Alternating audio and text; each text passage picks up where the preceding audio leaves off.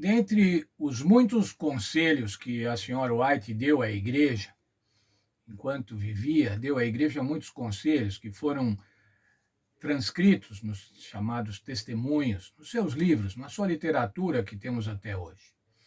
Dentre esses conselhos, esses muitos, temos um que diz respeito ao que devemos meditar na vida do Senhor Jesus, especialmente nos últimos dias, nos últimos momentos da vida do Senhor Jesus.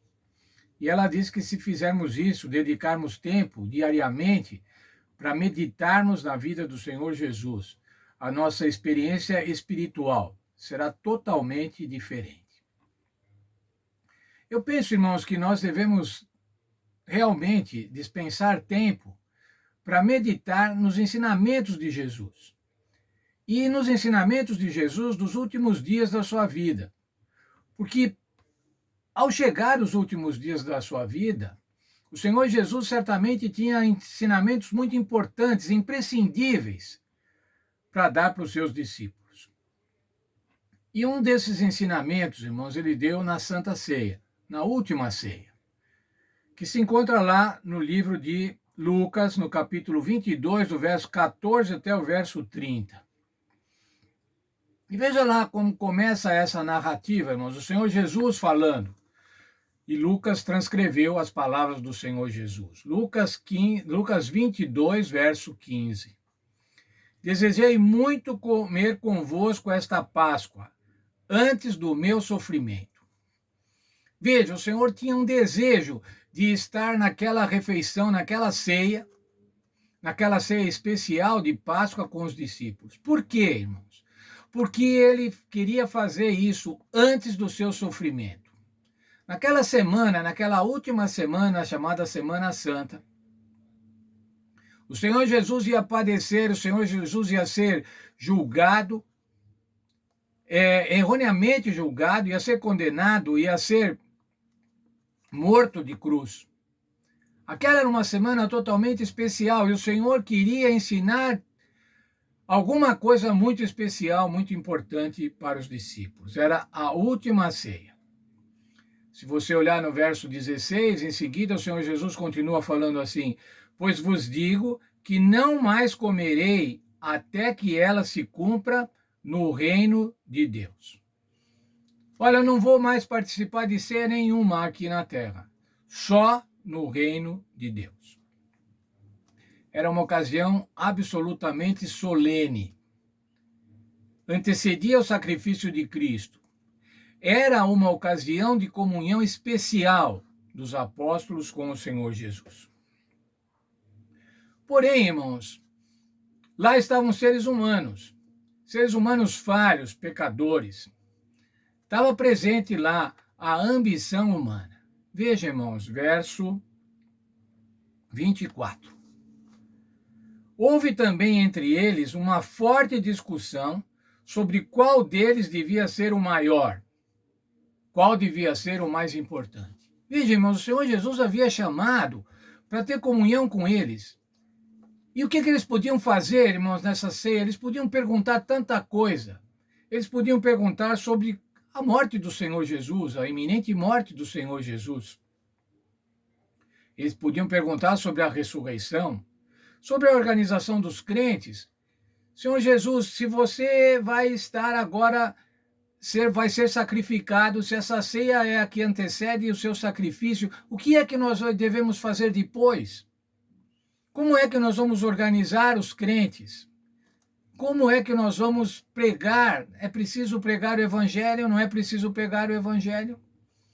Quanta coisa importante, quanta coisa espiritualmente importante para perguntar para Jesus. E o que eles fizeram, irmãos? Eles estavam discutindo quem era o maior. Quem era o mais importante? Qual a hierarquia no reino de Deus? Eles estavam discutindo sobre o poder temporal. Lamentável, irmãos, lamentável. Sabe quando você sente vergonha pelos outros? Aqui, irmãos, dá para sentir vergonha pelos discípulos.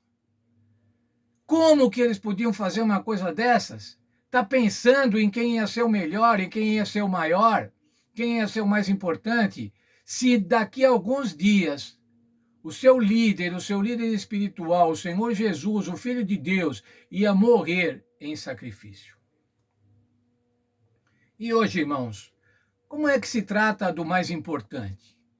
Quem é o mais importante hoje, irmãos? Como as pessoas são classificadas em mais ou menos importante? Quem é o maior? Tem que ser o melhor. Tem que ser o mais poderoso, o mais rico, o mais inteligente, o mais bonito, o mais sarado, o mais atualizado, o mais na moda, o mais esperto. Assim que a sociedade classifica as pessoas, irmãos. E quem é todos esses mais?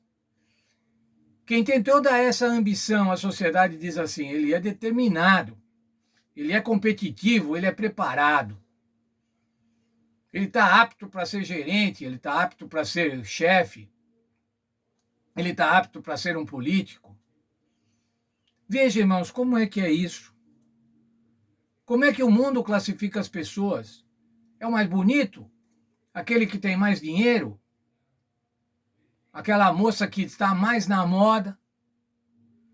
É assim, então, irmãos, que o mundo classifica hoje quem é o mais importante. É assim que o mundo classifica a ambição. Ser ambicioso é ter objetivo, é ser preparado, é ser competitivo.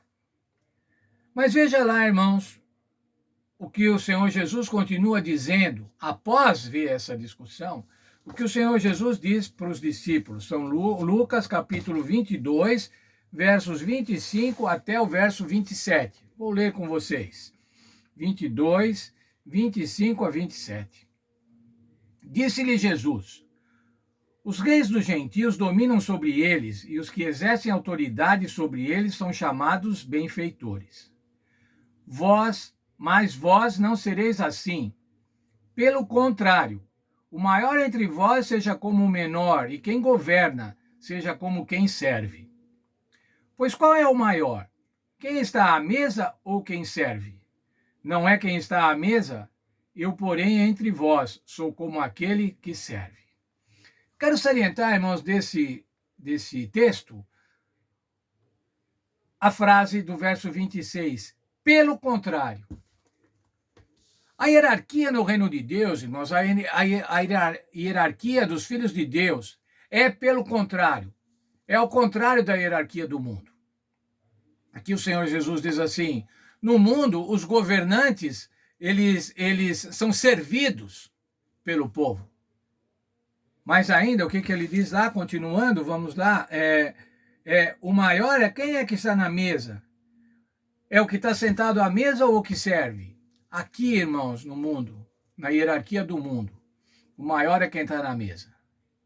O maior é quem é servido. E o Senhor Jesus diz assim, nós, os crentes, vocês, os crentes, vieram para servir, não para ser servidos.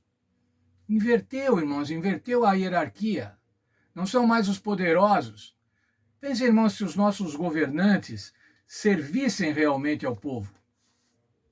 Como seria diferente a situação? Se haveria tantos miseráveis como há nessa cidade, nesse Brasil, neste mundo. Servir. Esse é o objetivo do cristão. Servir. Vou ler para vocês outro verso. Mateus 18, 3. Também palavras do Senhor Jesus. Em verdade vos digo, se vocês não se converterem e se não se tornarem como crianças, de maneira nenhuma estarão no reino de Deus. Como é que é isso, irmãos? Tem que se tornar como crianças. E qual é a característica das crianças, irmãos? As crianças são dependentes. As crianças acreditam nas pessoas. As crianças não são absolutamente competitivas.